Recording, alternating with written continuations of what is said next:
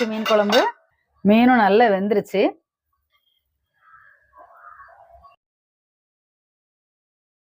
சூப்பரா மீன் குழம்பு ரெடி ஆயிருச்சு. கொஞ்சமா கருவேப்பிலை இலைகளை போட்டுட்டு நம்ம இறக்கிடலாம்.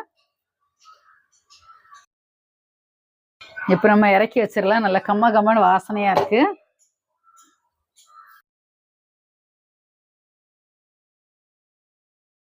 மீன் குழம்பு சூப்பரா ரெடி ஆயிருச்சு. அட்டகாசமா இருக்கு பாக்குறதுக்கு. டேஸ்ட்டும் கூட அவ்வளவு நல்லா இருக்கும். நீங்க மீன் குழம்பு ரெடி ஆனதுக்கு அப்புறம் ரொம்ப கரண்டியை போட்டு கிளறாதீங்க. கிளறினீங்கன்னா மீன் உடஞ்சு போயிடும். இப்ப நம்ம சாப்பிட்டு பார்த்துடலாம் மீன் குழம்பு எப்படி இருக்குன்னு. அதுவும் நீங்க மண் சட்டியில வச்சீங்கன்னா மற்ற சட்டி கூட மண் சட்டிக்குன்னு ஒரு வாசம் உண்டு, ஒரு டேஸ்ட்டும் உண்டு.